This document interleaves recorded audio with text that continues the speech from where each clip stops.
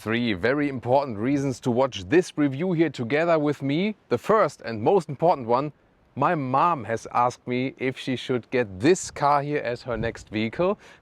I'll also get into that story later on. Second reason is there are more and more expensive cars on the market, but there are also still affordable ones like this one here. And it's very important that there are still affordable cars out there. And the third good reason, Seat is still alive with this vehicle. They say we're still here. It's not only about Cupra, because this is here the updated Seat Arone, and we are going to go into the detail of all the updates, exterior and interior, and we're going to drive it here for you today with Thomas Autogefühl in 4K, full screen, full length. Let's go with the updated Arone in the new Oniric vehicle color. This refers to like a dreamland, this color name, and I would say it's maybe like a light turquoise green, something like that. Very interesting. And a new front grille, so the frame is new. It looks more like an Ateca now, and also the inside here with the sporty honeycomb style, so to speak. Also new lower bumper. This is the mid-trim style level here.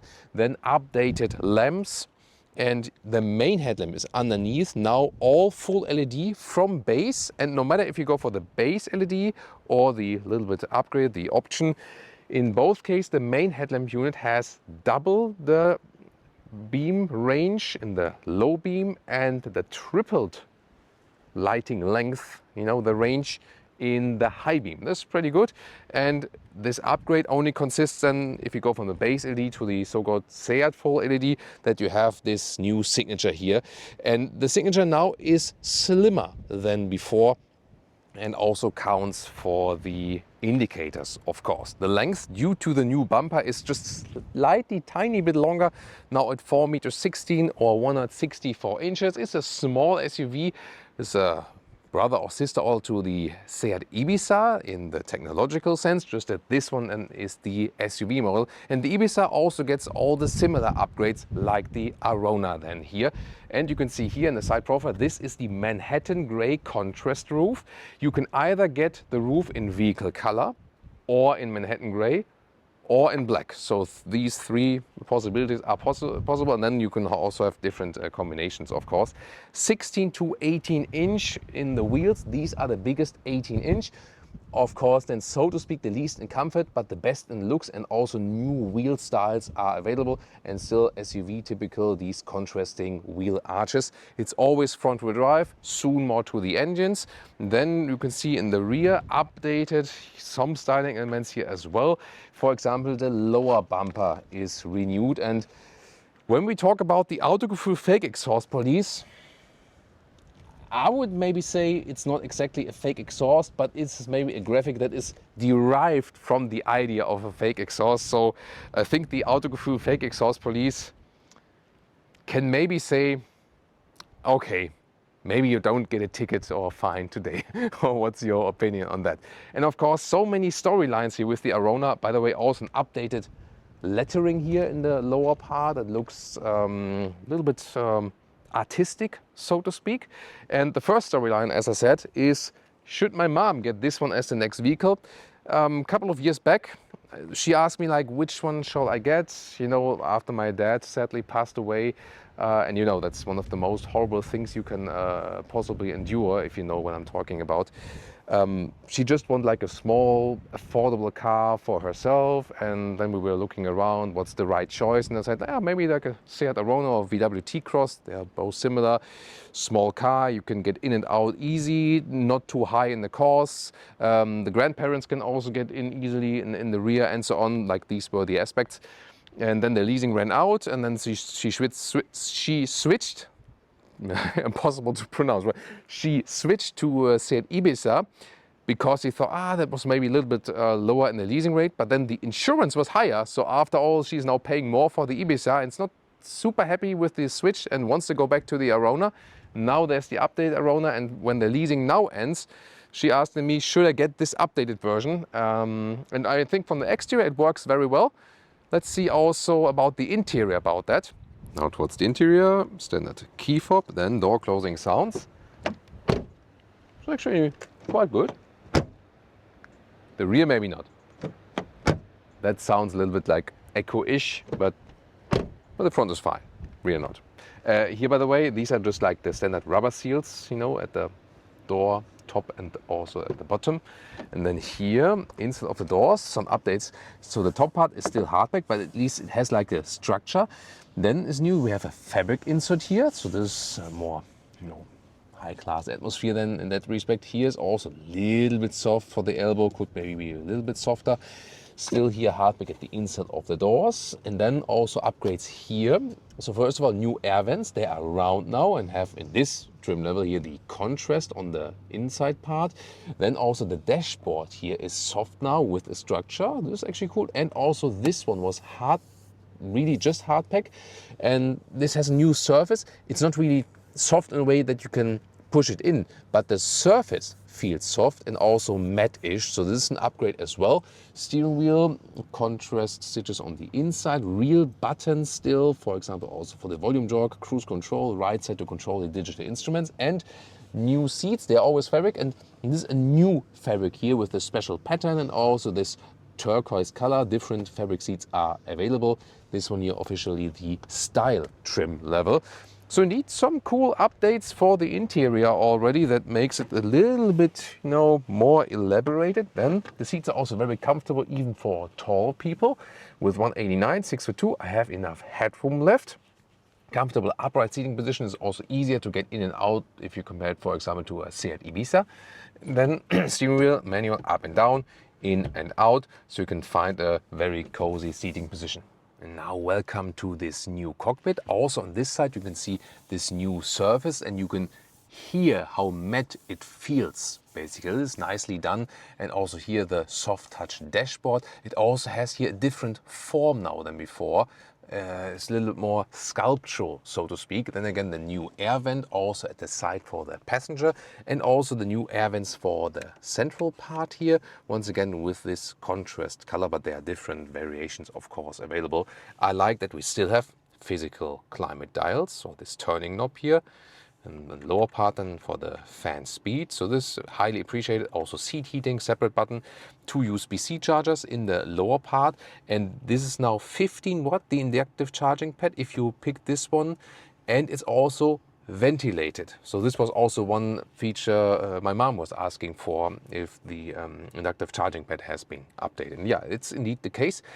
You have the entry-level versions with the manual, this one here 1.5 with the DSG, then you have this automatic shifting lever that works like this, start-stop engine button. It also has this pulsing effect like a heartbeat. We know that Jaguar back in the days introduced that feature. Seat and Cupra took that over basically.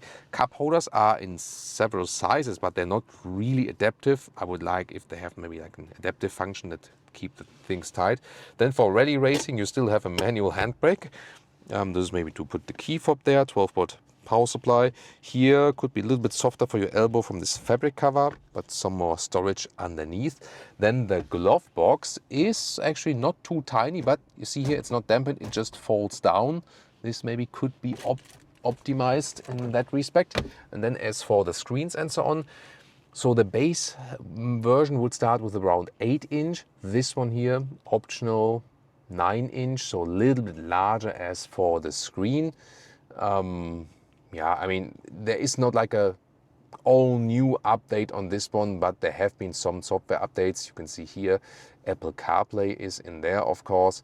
But my mom was also asking for if there is like a completely new infotainment system. It's not completely new, but of course there's the latest software version on it. Let's take it that way. Other than that, as I said, on the steering wheel you still have the manual controls. You also have shifting pedals here, so you can use these also to put gears upper or lower than with the DSG.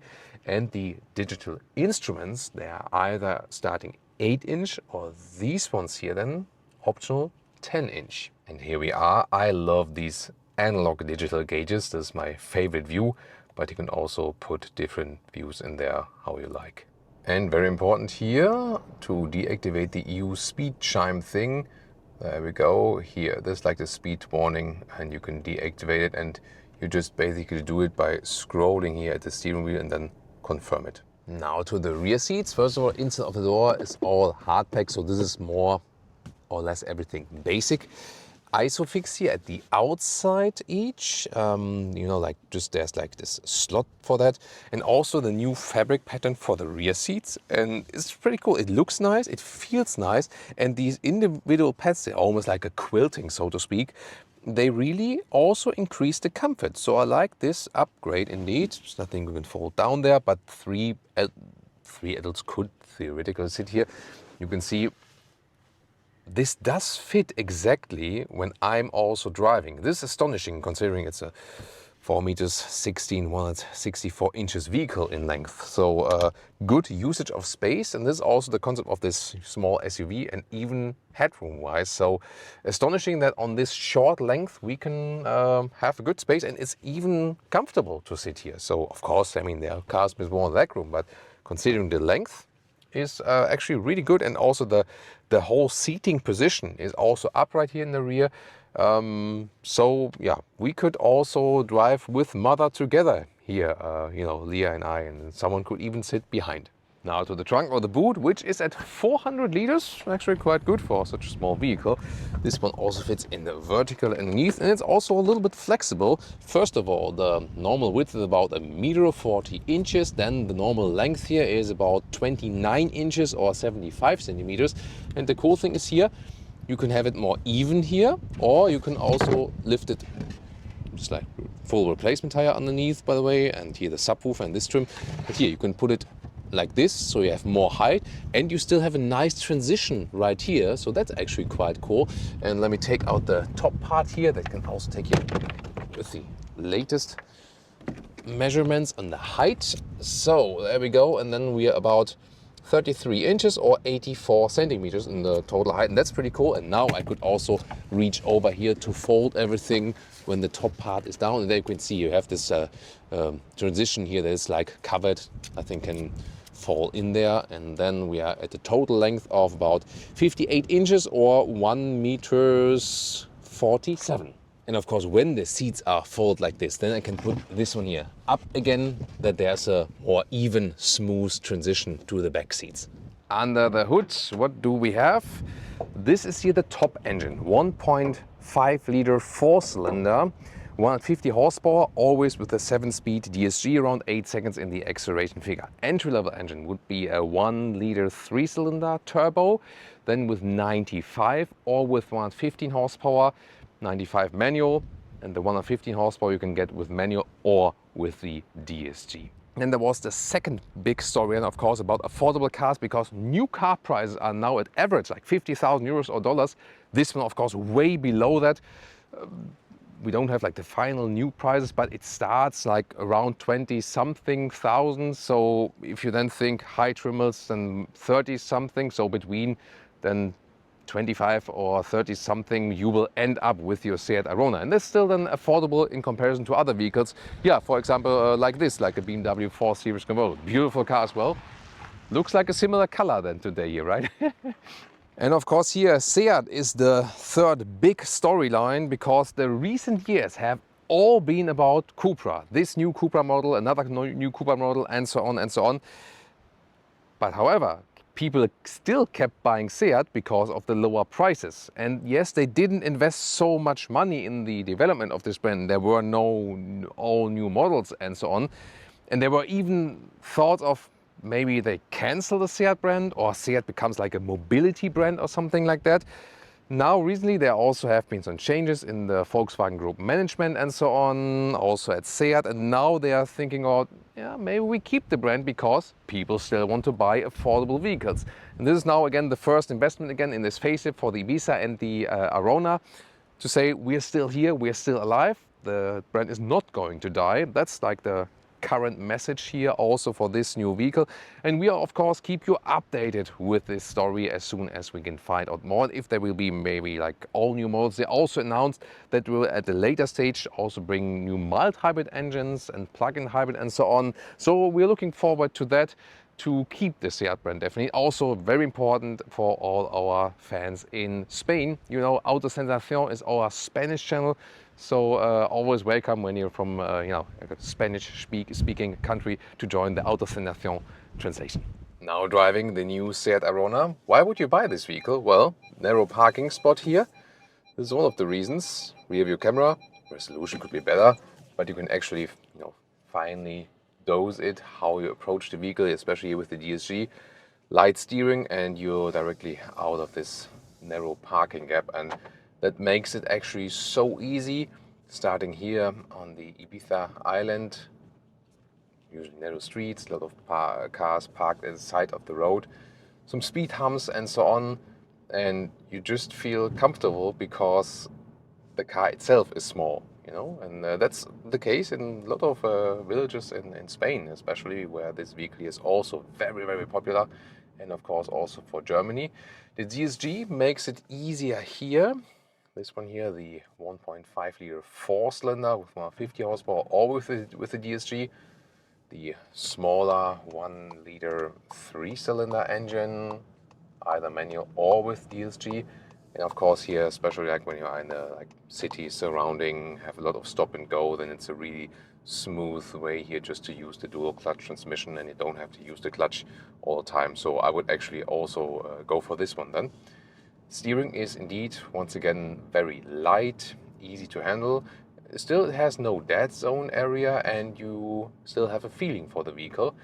And then also the main difference to the Seat Ibiza is that here in the Arone you sit a little bit higher. There's a beautiful view here to the Mediterranean Sea here. So you sit a little bit higher, therefore you have a more comfortable seating position, you have a better overview, can see what's happening. Here in the speed humps, also fairly good from suspension. We do have the 18-inch wheels here. They make, of course, the sportiest, the stiffest ride in a way. Still, you can't say that this is like a particularly sporty car or something like that, So it's more about having, move into a little sporty direction with the big wheel choice, and of course the visual attraction. And if you go for the small wheels, then you have more comfort. If you would stick, for example, with the 16-inch base wheels, just have more dampening from the tire left, which makes it then more comfortable in the driving. But still, it also works with the 18-inch. And this upright seating position, together with the automatic gearbox and some refinements here on the interior, also make it a pleasant drive here in the inner city surroundings. And now it's time for acceleration from 40 to 100. Let's go.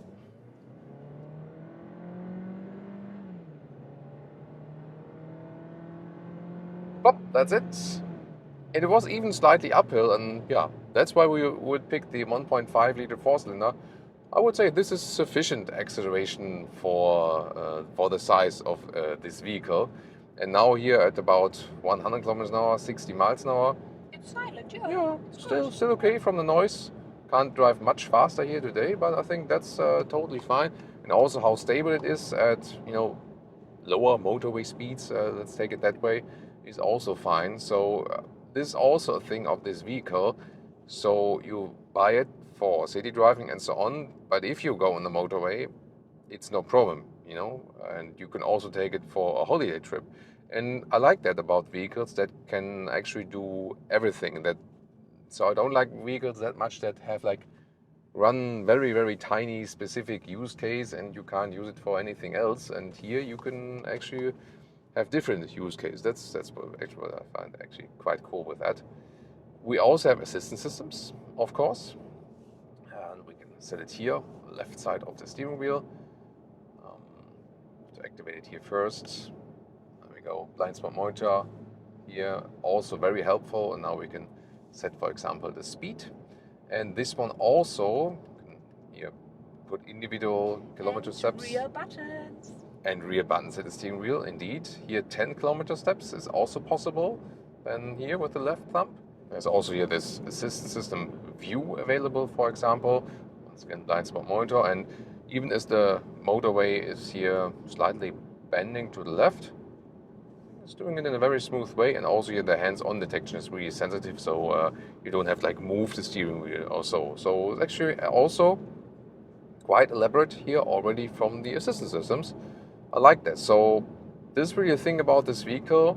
Every single driving maneuver you can just okay, check, check, check, check. As for the consumption, we didn't drive too high speeds, however, but you know, a lot of stop and go, also some accelerations. Ended up with about 6 liters on 1 kilometers, so about 40 mpg US, 47 mpg UK. Not too great for such a small vehicle, so low fuel economy. That would be rather with a Toyota hybrid like the Toyota Yaris Cross as well. However, new elaborated interior feels more premium. I really like the seats. I also like the exterior. It's a great package. You can do everything with this vehicle. City driving, motorway, it's silent enough. You have a lot of space on the interior. It drives very well. It drives very smooth, how it's handling and so on. So it's a almost perfect small arounder vehicle, which is still affordable. As I said, something, you know, 20,000 to 30,000 euros. Prices will probably go up a little bit, but still relatively affordable in comparison to other vehicles. And that's the main thing about the Seat Arone, the overall packaging. And that's why I can indeed again recommend it as the new lease for my mom. So best greetings, of course, especially to my mom today, and also to all you guys out there. And I think it was a very beautiful view here also from the island of Ibiza. Can also recommend it for a holiday trip, or of course if you're also into trance DJs like I. And then check out some of the competitors right now.